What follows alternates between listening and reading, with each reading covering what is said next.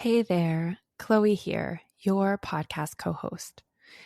With everything so heightened right now, fear, stress, uncertainty, it's clear that self-care isn't just nice to have, it's essential. And let's be real, a bubble bath just isn't always going to cut it right now. We know that when the world feels heavy, tending to your energy field and the energy we're holding is just as important as anything else we do for ourselves. That's why we put together the Ultimate Self-Care Bundle, a collection of the top 5 self-care practices we use on the daily to clear energy, boost vitality, and stay resourced in times like these. Inside, you'll get the golden rule to health, well-being, and happiness. It's a game changer. An energetic detox bath recipe that's way more than a bubble bath to actually clear your energy field. A quick immune boost we swear by, and 2 other powerful tools to reset and recharge when you need it the most. If you're feeling terrified, drained, overwhelmed, completely stressed out, or just need a real reset, grab your free bundle at lachiaramethod.com/podcast-bundle. We really hope these tools support you as much as they've supported us. Now let's get on with the show.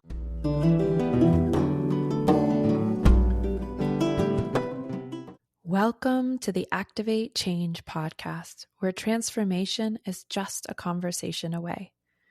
Some episodes of this podcast offer an intimate front row seat to an authentic and unscripted personal healing session with renowned healer and creator of the La Chiara method, Gabriele La Chiara. Our incredibly generous and courageous guests explore their genuine struggles, longings, and deepest desires in these sessions. And we, as listeners, have the honor and privilege to witness their sacred and profound healing journeys. As you listen, we invite you to receive as well, feeling into where the healing and insights that transpire might spark transformation in your own life. And stay tuned until the end because I, Chloë Faith Urban, will discuss the session and share a skill or framework that Gabriele used, which you can apply to your own personal healing.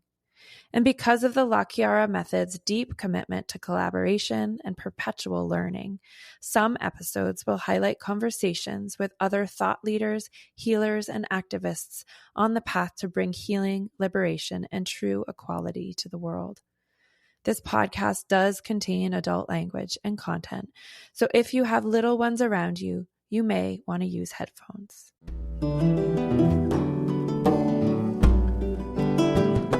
For this episode, I am so incredibly excited to share with you a conversation I had recently with Dr. Rae Johnson. Rae happens to be my somatic coach that I've worked with over the last couple of years.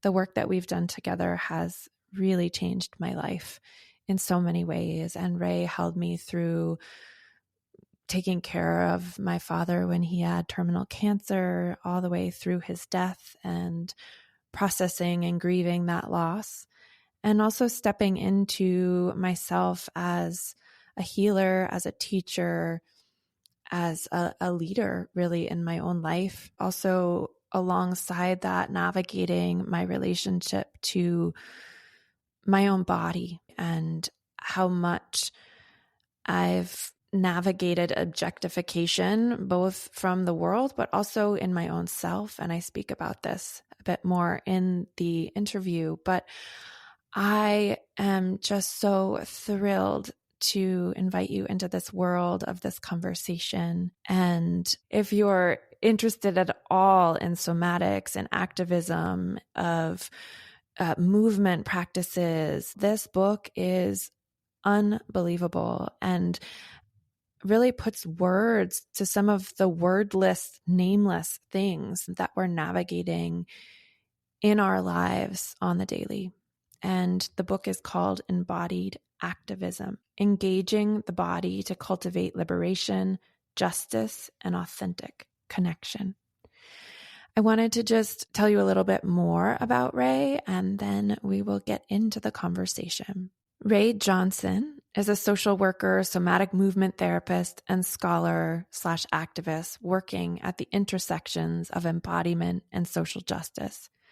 Rae's approach to their work has been shaped by decades of frontline engagement with street youth, women in addiction recovery, psychiatric survivors, and members of the queer community. Since completing their doctoral studies at the University of Toronto, Rae has held academic positions in several somatic psychology programs, including at Naropa University and Pacifica Graduate Institute. They currently teach somatic psychotherapy at the California Institute of Integral Studies and co-direct an online certificate program in embodied social justice, which I, yours truly, have taken. I took back in 2022, and it was incredible. I highly recommend it. Rae's research on the everyday embodied experiences of oppression has been articulated in numerous publications, including their books, Embodied Social Justice and Embodied Activism. Committed to making their research both accessible and impactful, Rae also designs and produces collaborative community performances that engage non-academic audiences in the issues that affect members of marginalized communities.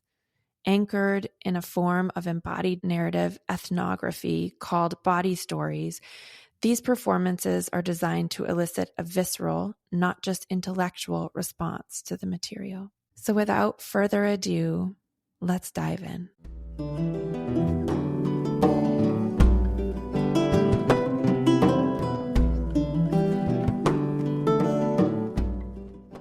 Hello, Rae. Thank you so much for being with me today.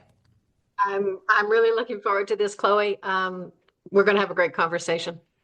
Yeah, me too. I've been so excited. I have a million pages of notes. I'm like, how in the world are we going to get through it all in an hour? But I'm just really, really happy to dive in and share some about my own personal journey with you, some of just what it's been like to read your book and learn from you over the years. So I'm really, really excited for the conversation. I just want to give the listeners a little bit of a backstory in that I discovered you because you were one of the faculty of the Embodied Social Justice certificate program I did.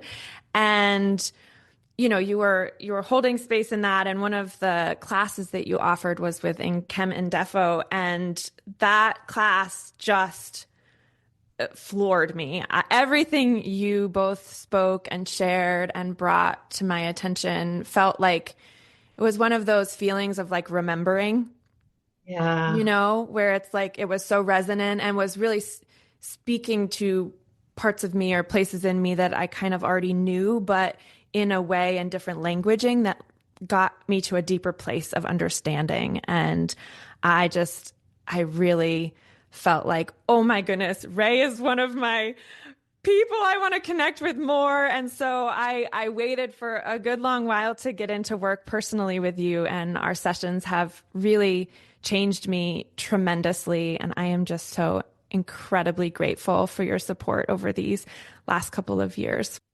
I'm really curious to start with, I wanted to hear a bit about your story, or as you might call it, your body story. Yeah. And curious just for the listeners to get to know you a little bit from that perspective, if you're willing to share. Sure. Yeah, absolutely.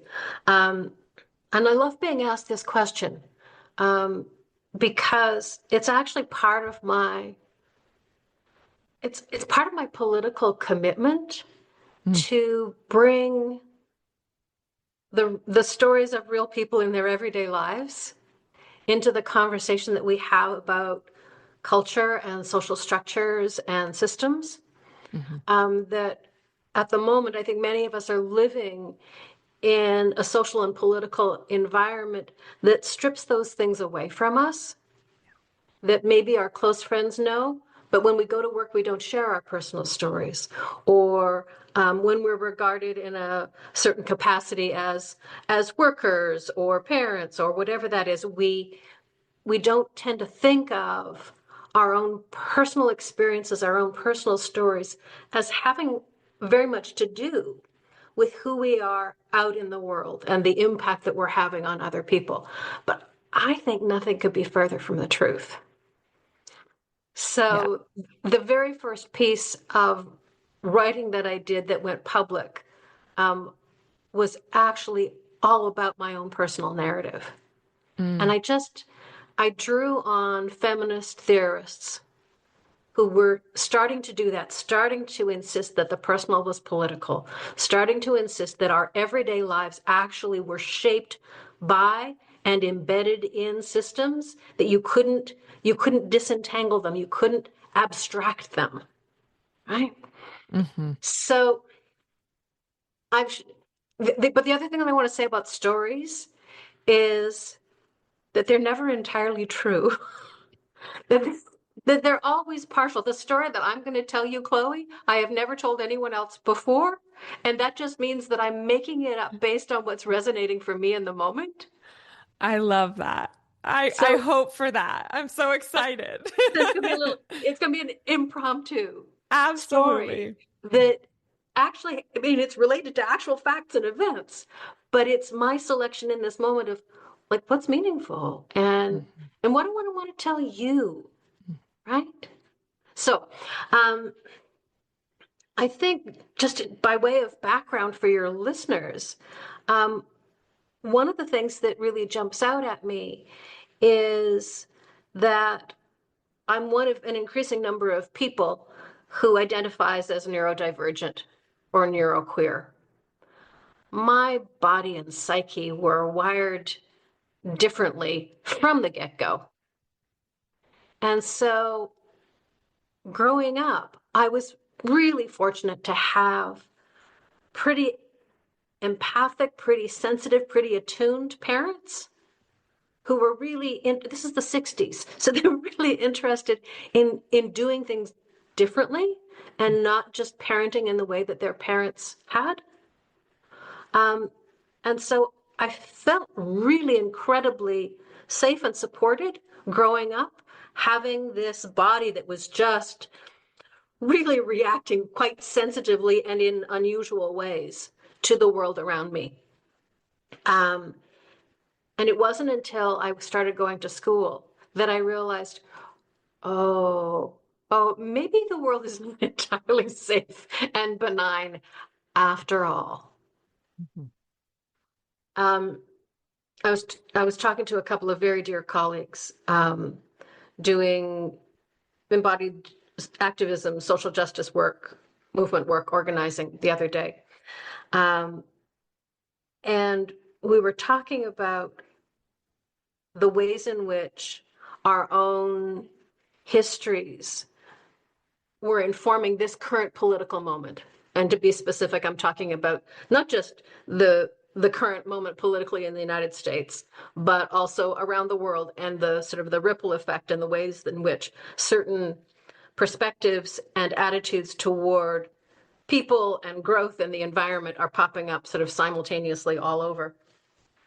And how increasingly many of us are understanding this as a crisis. And simultaneously, the three of us just kind of said, oh yeah, I've been waiting for this since I was 12. Oh yeah, I've been waiting for this since I've been 15. Oh yeah, no, and so we all had this sense growing up that there was something about the world outside and sometimes inside our families as well. For me, I was very fortunate to feel like I had a little bit of a cocoon for my sensitivities and my perceptions. But once I got out in the world, I went, there's something really wrong here. There's something really wrong. And I didn't have language for it for a long time. And I still feel like I'm learning language for it. My background is in psychology and education and a little bit social work and sociology. And I've got that language now in a way that I've sort of feel like I've hard earned over the years to be able to articulate this thing that's happening that doesn't necessarily always have words or names attached to it. Just a feeling like, something's not right. That did not feel good. What's going on here?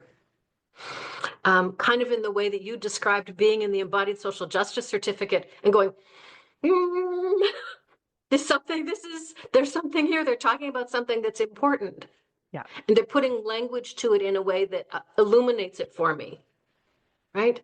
Yeah. And so I feel like my own path, my own personal path, as well as my professional path, has been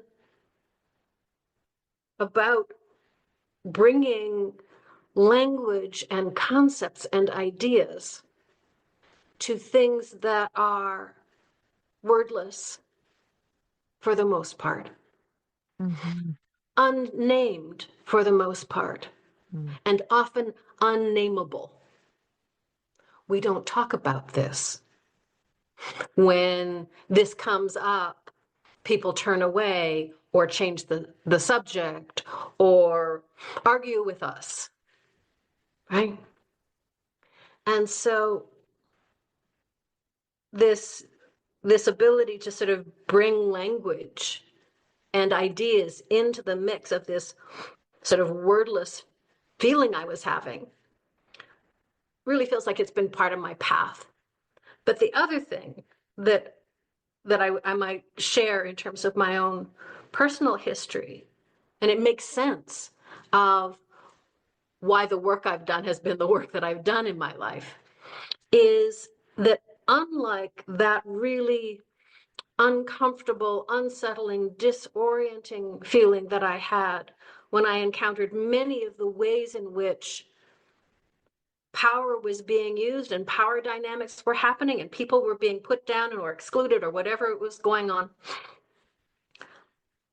there was a way in which that I could tune into what was happening for me on a body level and find a source of knowledge and rightness and connection and clarity and courage. And I went, oh, this is amazing. This is really amazing.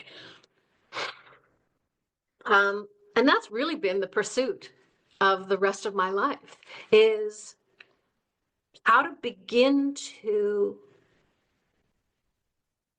untangle, identify, dismantle, and transform those dynamics and interactions and systems and structures that I felt in my body were like antithetical to life. Mm-hmm. Simultaneously cultivate those things that when I encountered them on a body level, I just went, like, thank you. Like, yes, this feels, I was going to say this feels human to me, but I actually think it's more than that, because I think that sense of embodied rightness, of feeling present and engaged and available but calm, that quality of experience is not an exclusively human one. Right? Right.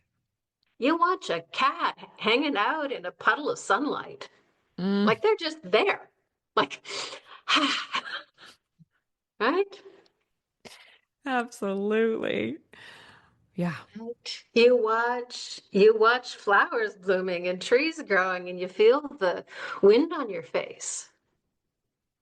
There's something about the natural world that we have systematically divorced ourselves from and commodified and abused. But there's something about the natural world that contains within it that quality of rightness that I was able to find in my own bodily experience, and that I've been working to cultivate and to share with other people since I was 4.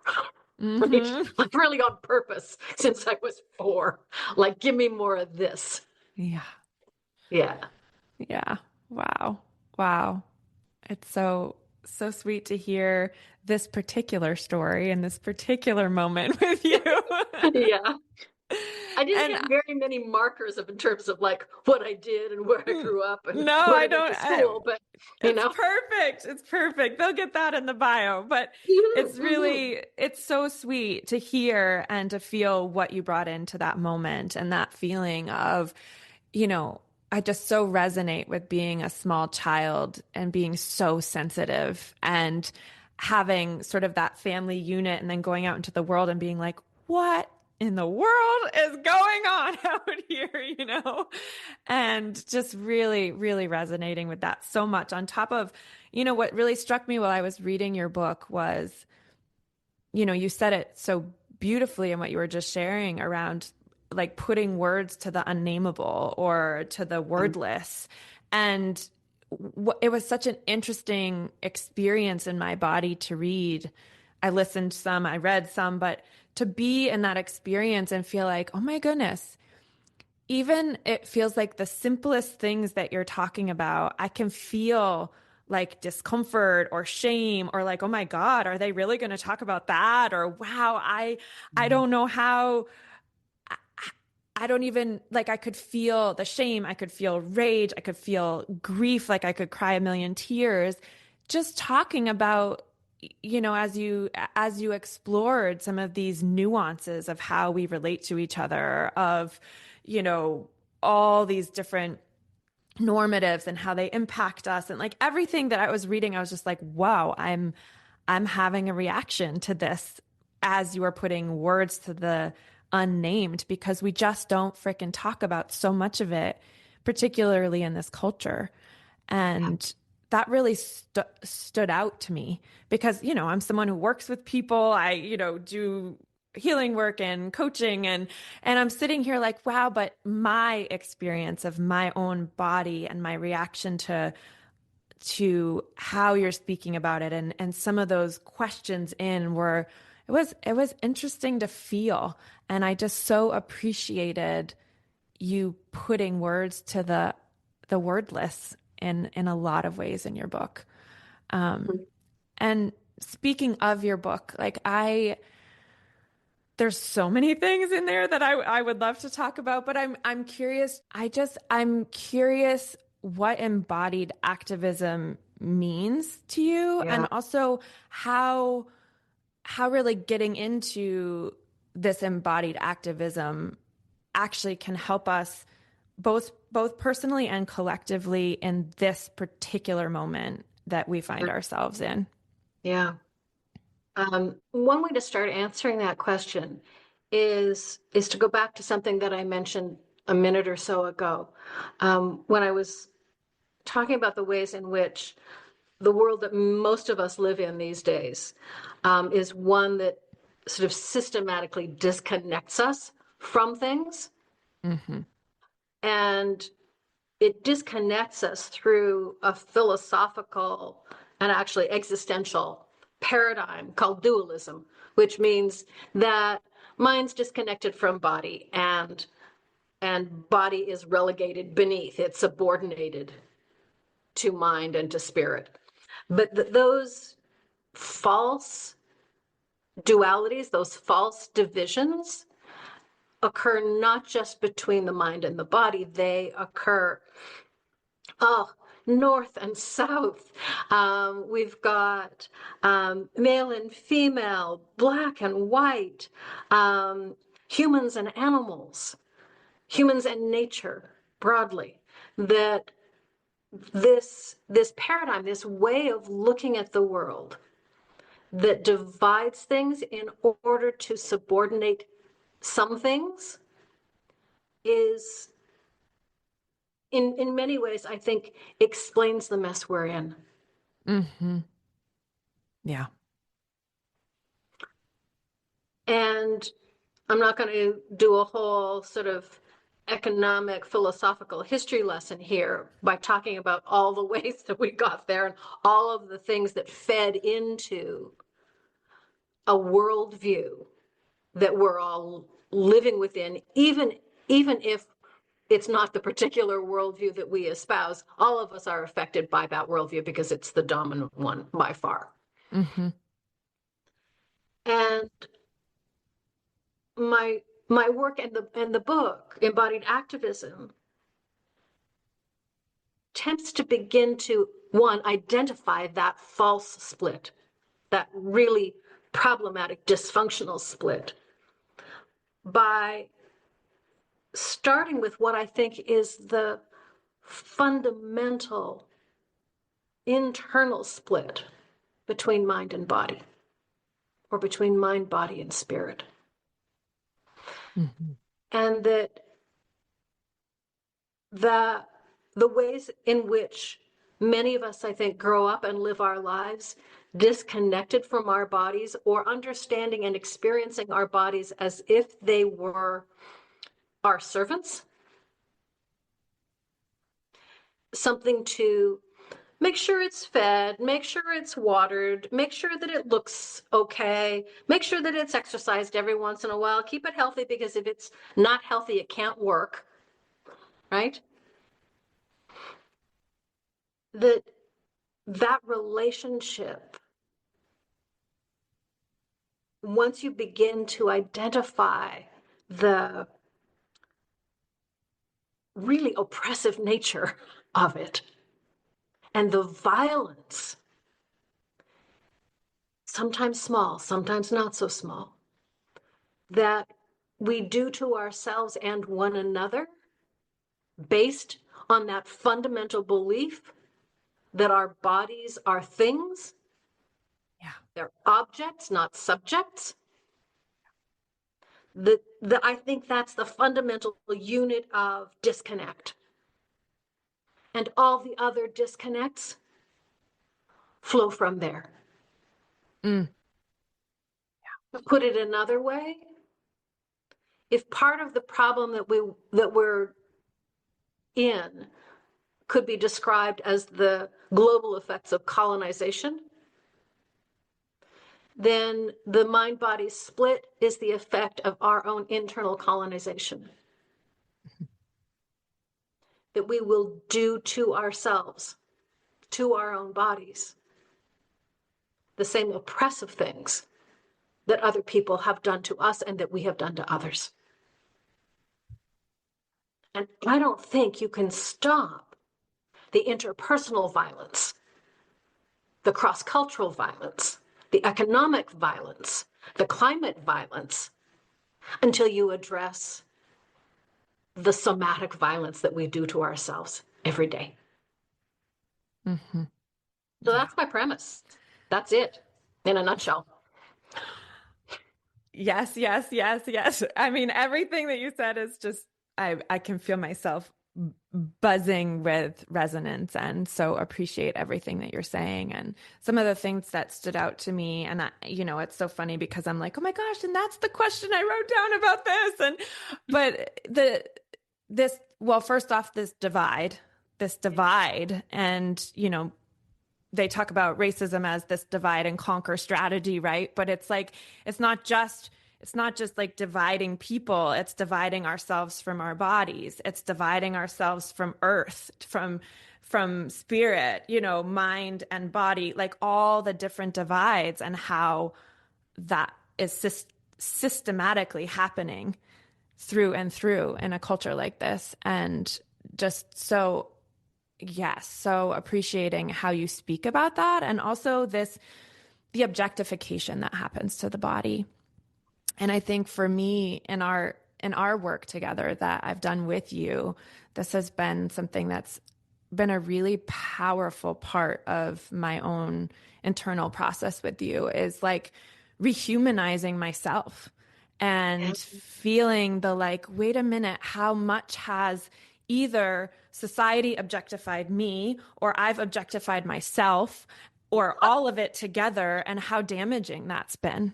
And then, my abusers or oppressors objectifying my body and using it for their own pleasure and violating my own boundaries, like all these things. But how incredibly impactful and important that's been in my own work. And it feels like what you're saying here is that all of that is a part of embodied activism. Yes. Yeah. There's two things I want to say about this disconnection between mind, body, and spirit that I think are important. One is that the process whereby we come to do to ourselves what others have done to us, even though what we do to ourselves harms us, I think is something that we need to be really clear to detach from any kind of self-shaming. Yeah. Right. That doing that which others have done to us, doing it to ourselves is a survival strategy that's designed to prevent others from continuing to do that. Don't worry about it. I'll take care of this for you and for me. No, look away. No, nothing to see here. I'm complying. Gosh, Right? right, totally. So in that moment where we recognize, oh my God, what I've been doing, what I've been putting myself through all these years, of course, self-incrimination and shame and blame can come up. And I just want to nip that in the bud and say, Yeah. no. Take a breath and think about how that saved your life. Mm-hmm. And by saved your life, I mean preserved the relational connections that were necessary in order for you to survive. Because we cannot do it by ourselves, not when we're little, not when we're adults. So the fact that we learn to do that for ourselves, for many, in many situations, is actually less damaging and less harmful. So it's a survival strategy that I just want to make sure we disconnect from blame. The other thing is that sometimes the disconnection from the felt sense of our own bodies. And by that, I mean, when I breathe, I can feel it. And when I moved, I can feel the tingles and I can feel the energy. And when I'm walking, I can feel my feet on the ground, like all of that. That the disconnection from that ongoing stream and dance of sensation that's available to us, regardless of our sensory capacities and the variations that we all as human beings have around our sensory capacities and our sensory preferences, that sometimes disconnecting from that rich flow of information is also self-preservation. Right. Sometimes people frame that as a trauma response, and fair enough. We know that oppression is traumatic, right? So if in your own journey you find, oh my God, I've been walking around like a head on a stick. And what have I been doing? Why am I so disconnected? And why did I do that to myself? Consider the possibility that that was also a protective survival strategy that you should also not blame yourself for. And that maybe you should be not so quick to just immediately remove, right? Right? That undoing those patterns of disconnection, I think, work best when they're thoughtful, when they're supported by the environment, supported by ourselves. And when we take it slowly enough to be able to actually get a response from the environment to check to see if it's going to be better or worse than what we're already doing. Because we're still embedded in the environment that in most cases still has many of the same features that, caused us to develop the survival strategy in the first place. Right. Yeah. Right. And just so hearing in that too, this like not shaming ourselves and also knowing like even if we heal it, it might be that in certain circumstances we might need that coping strategy or that particular way of being, that we might not want to be in, like a relationship that we feel safe in or a community we feel safe in, but that it might not be appropriate for us to necessarily give up those strategies in places that really wouldn't be safe if we did too. Absolutely. And I think there's something else here as well. It's not about going from not feeling and not connecting to always connected, always feeling. It's important that we don't replace one externally imposed imperative with another one, right? Even if the community that has sort of celebrated this, this new way of being in the world is one that you enjoy, or the one that you support or believe in, that just swapping out one set of norms for another set of norms is not what we're doing here. What we're doing here was we're trying to cultivate and support choice. Yeah. Can I feel my feet when I want to? Yeah. Can I feel my rage when I want to and need to? And can I feel it in a way that actually allows me to harness it for actions that are going to change things in ways that I believe need to be changed? Not rather than, I think I should be angry. I'm not liking what's happening here. I think I should be angry, but I can't feel it. Right. Yeah. Yeah. We lose our emotional, sensory, and movement capacities as a guidance system for living our lives. We're trying to figure out everything up here and navigate an increasingly complex world, going at a faster and faster pace just with this. And many of us are feeling the effects of that. Mm-hmm. Big time. Yeah. Yeah. Yeah. Yeah. Oh, there's so many threads I could pull on here, but I wanted to bring up because as you were speaking, I was reminded of a quote that you brought into the class I was um, in with you for the Embodied Social Justice program, and you quoted Audre Lorde in that. And can I just read the little quote to you and have you Yeah. comment on it?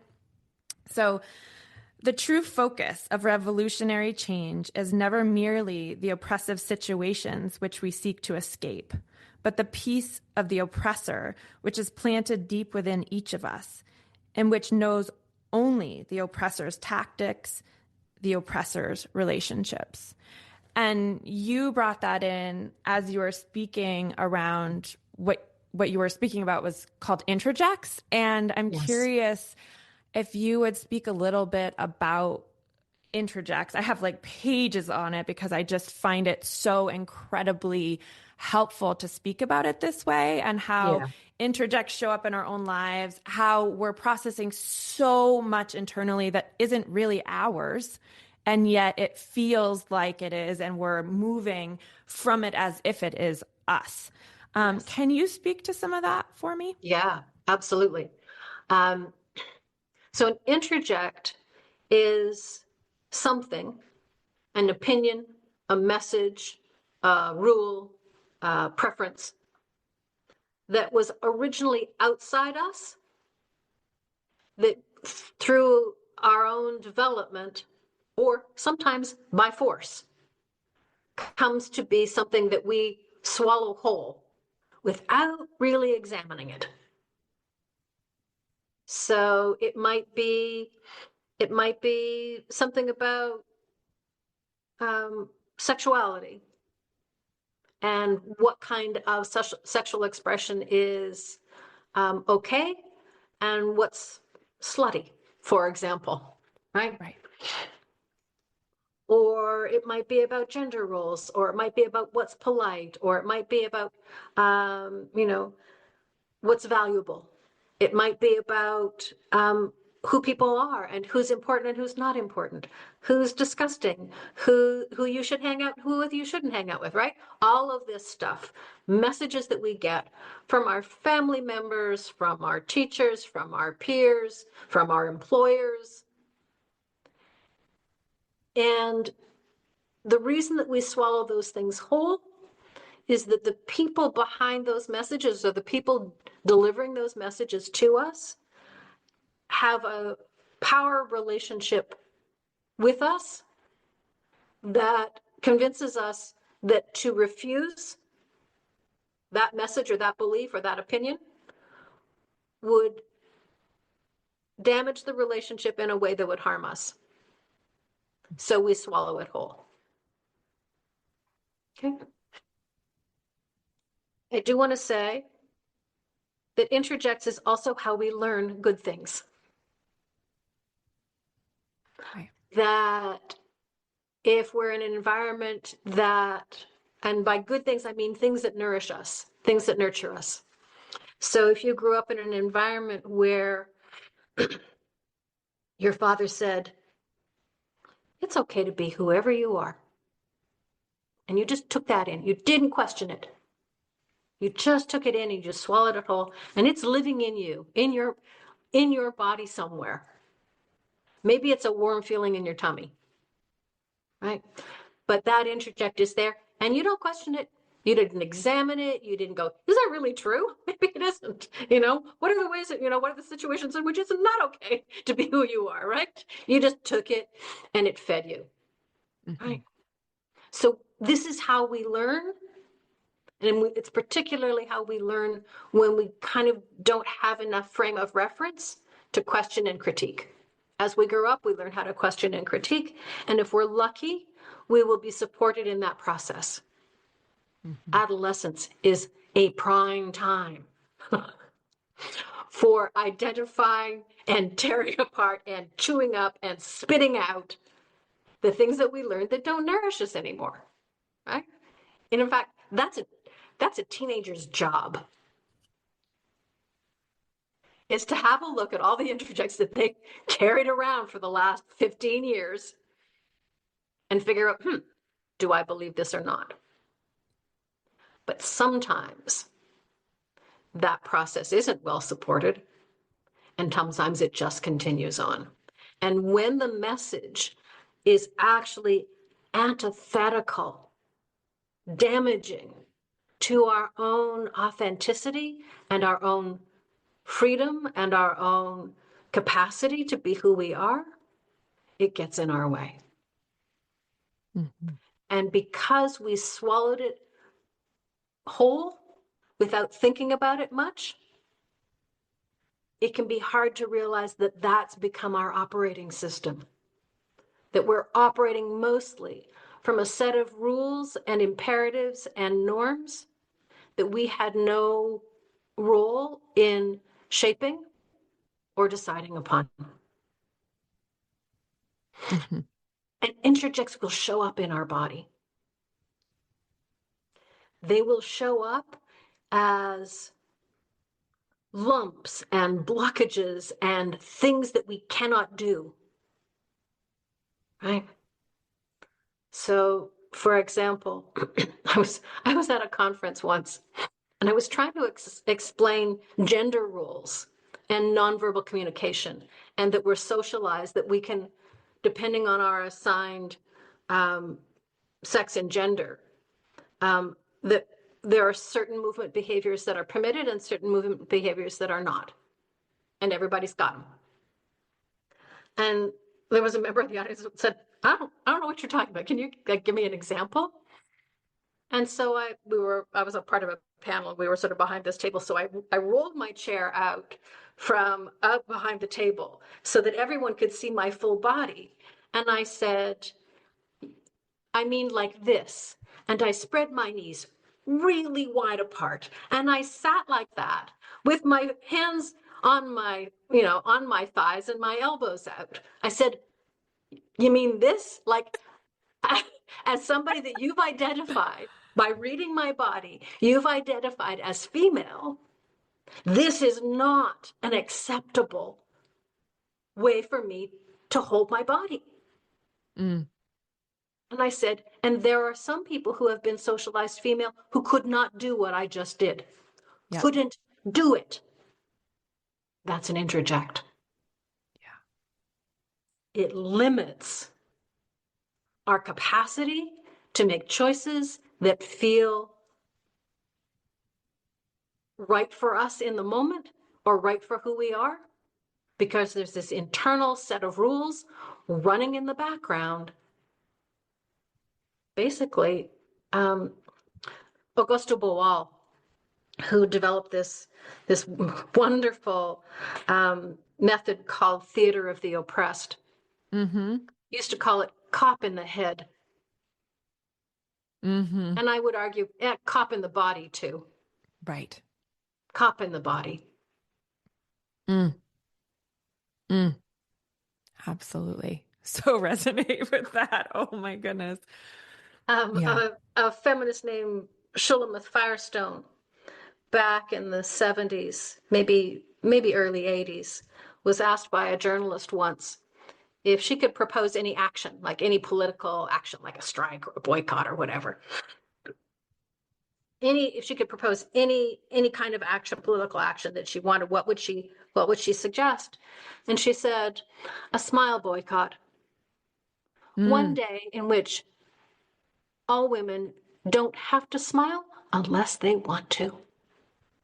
Yeah. Not smiling in response to an engagement with someone else where we feel the pressure to appease or to be conciliatory or just to perform our gender in a way that aligns with the operating system that God fed into us as we were socialized female. Yeah. Yeah. Oh my goodness. There are two things you just brought in that I want to, well, first, maybe one is just a comment. It really begs the question to me, who in the world are we without these? Like, I remember a part of your book that really struck me, and I've thought about this over my life of like, who would I actually be if I, for instance, wasn't sexually assaulted when I was 4? You know, like I have no idea. I have no idea who I would be as a sexual being, as a body, as a person in this world, because I was almost, it felt like I was robbed of that experience of not having to already be in that, in the power dynamics, the violation, but also the appeasement, and Yes. how deeply that appeasement, like, you know, Yeah. wove into the very fabric of who I am in this world, in this body, as a sexual being, as a human. And it really, like, that was part of the rage and the grief while reading the book too, was just like, right, like who are we separate from all this shit? Like, we don't really know. And, you know, it makes me think about that quote in the book too. You say, and let me just find it because it's so powerful. You know, you were talking about queering the body, which I would love to talk about, but you say queering the body means shifting it from being a noun to being a verb. A body is not something one is, but something one does. And that was so, it just like hit me in my heart, chest, core when I read that. And I'm curious for you to speak a little bit about queering the body. And yeah, I mean, I talked about appeasement. That's been a huge thing I love you talk about, but let's go to the queering part first. Okay, sure. So this is an idea that I first encountered from Judith Butler, who is a queer theorist. And they talk about this idea that many aspects of our identity, including gender, is actually the accumulation of many, many, many repeated acts. And that we do something so often, so invariably, so consistently, that it starts to feel permanent. Right? It starts to feel less like an action and more like a structure. Right? Wilhelm Reich, who is one of the first people in Western psychology to notice this, called it character armor or body armor, that when we tighten a muscle repeatedly, when it's all chronically constricted, it gets to the point where it's just hard. It's hard like armor, and we can't consciously release it. Right? Because the clenching has been so chronic, so pervasive, so repeated.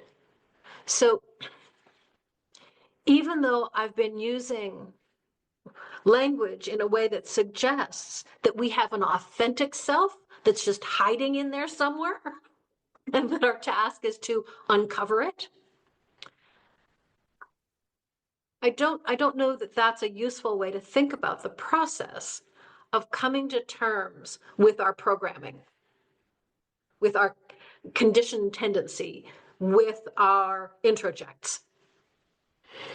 That maybe a more useful way to understand the process is that as we begin to reflect, question, and then listen, that it's possible to begin to cultivate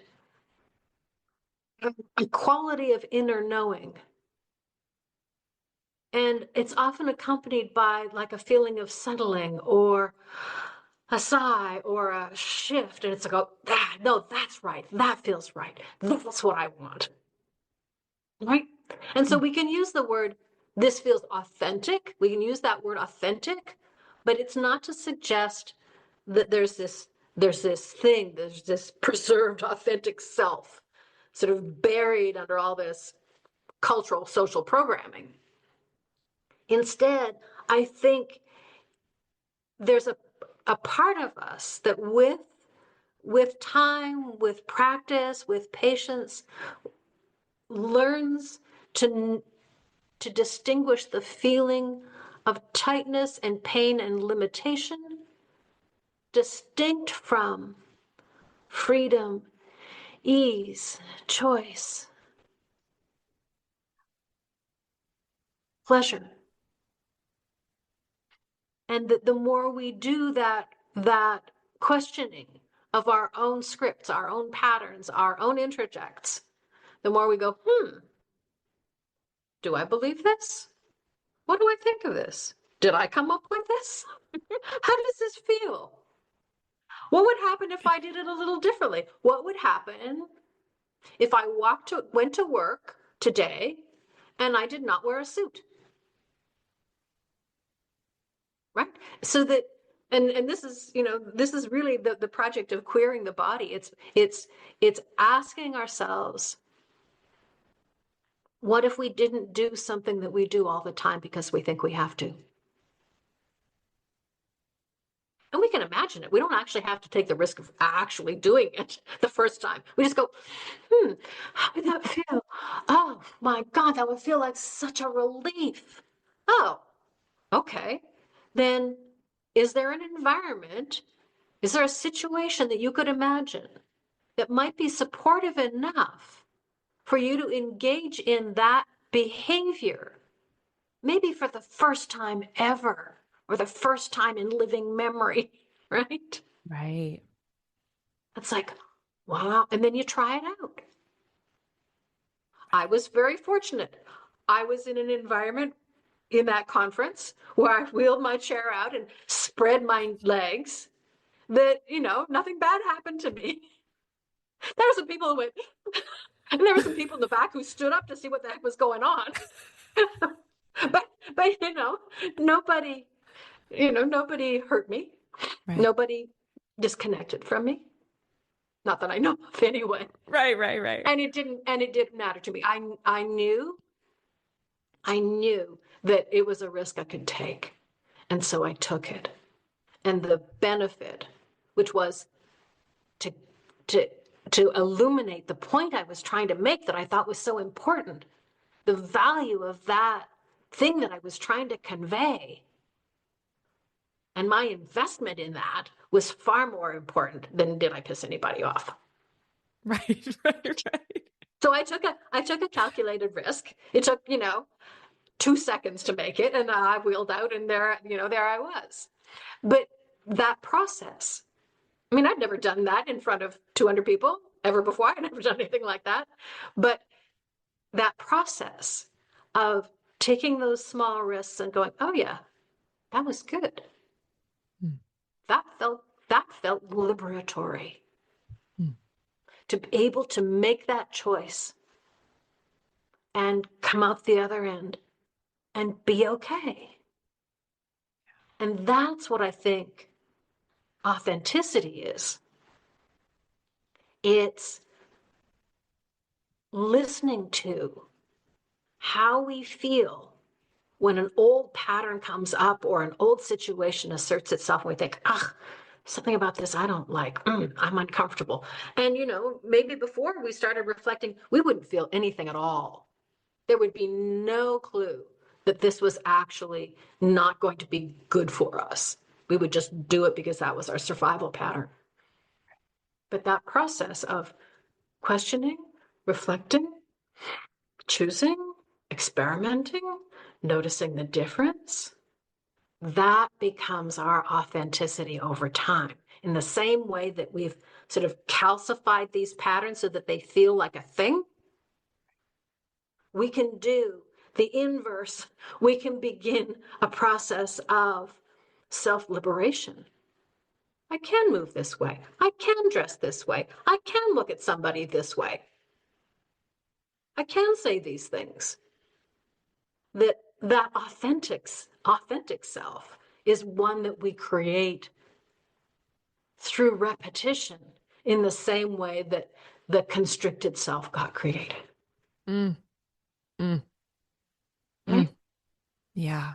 I've never quite heard it spoken about that way. And I really, really resonate with it because I feel like, and especially in, spiritual communities or coaching communities or activist spaces, like there's such a idealized thing of this authentic self that somehow I should know or feel or know exactly what that is, or that it's this static thing. But what I hear in that is that it's not static at all. And it's something that we're constantly feeling and noticing and being with our bodies and being with, does that feel light and bright or constrictive, and how to begin to listen and follow in a different way to creating and being with that authentic self that emerges. Yeah. And I think it's important to recognize that although we've been talking about this sort of in a pretty individualistic way, that reclaiming practices and ways of being in the world that feel nourishing and liberating to us doesn't happen in a vacuum. And one of the ways that particularly marginalized communities engage in that process is with one another.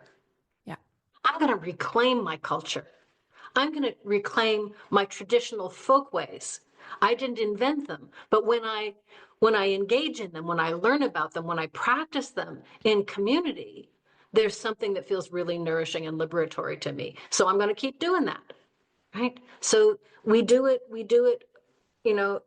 on our own. Sometimes we do it with other people. Sometimes we almost always do it, I think, in an environment where there's some possibility of support for that.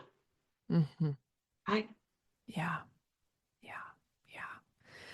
I can't even believe we're coming to a close. I maybe sometime you'll come back on again because I have a bunch of other amazing I'm sure all the other questions.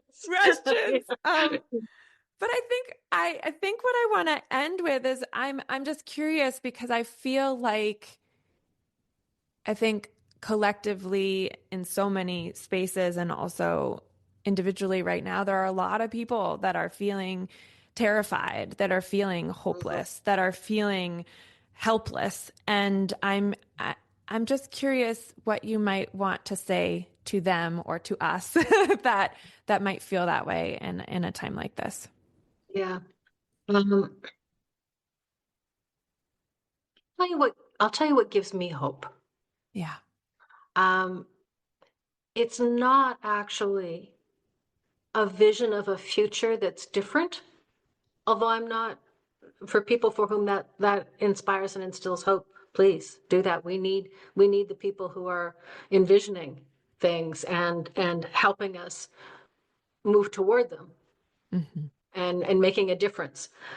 For me, what changes really my embodied experience of the despair and the fear and the anger of being in this particular moment in the world is a recognition and a reminder that the world is alive, that the despair and the anger and the frustration is really about the ways in which our worldview makes so many things lifeless, inert objects that need to be manipulated around so that our lives can be better somehow. And I think what makes a difference for me and what I might advocate is a return, and I actually do think it is a return to a worldview that understands the world we're in as alive and breathing and sentient and feeling. And to remind ourselves of that, and to engage with the world and one another in those ways, in a way that really recognizes how alive we are. Mm. Yeah. Yeah. Wow. Thank you. Thank you. Thank you. My pleasure. I have just loved this conversation with you. And I also just want to thank you for the incredible, incredible work that we've done together and how much I've just grown around so many things and your support through literally my dad having cancer and dying all the way through till stepping up as a teacher and a healer and mentor to navigating my own queerness, my own trauma. I cannot tell you how much you've impacted my life and how incredibly grateful I am to know you and to have had this time and conversation with you so that we can share to more people. And I so appreciate you. Thank you, Chloe. It's, as I think you probably know from the way I engage with you when we're working together, my pleasure. I I really authentically enjoy the work and that we're doing. genuinely feel that. Lots of giggles, lots of just tears and beauty and all of it. And I feel you feeling me, and that's incredible. It's an incredible gift. So thank you so much. Mm-hmm.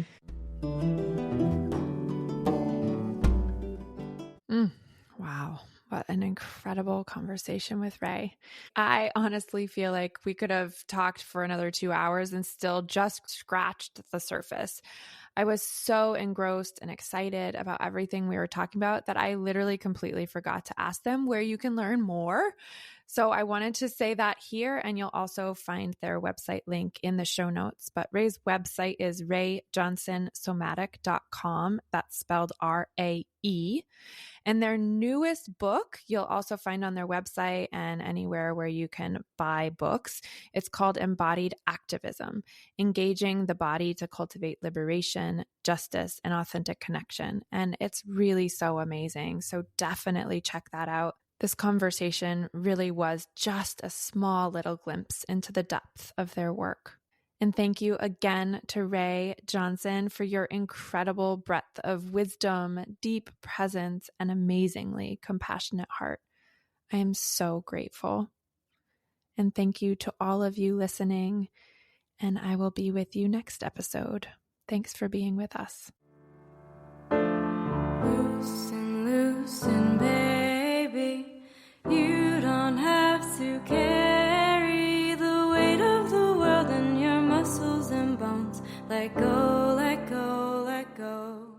Saying a huge thank you to Ali Halpert, the incredible musician and songwriter behind the songs featured in this podcast.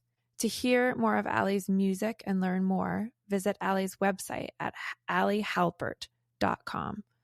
You can find the link in our show notes.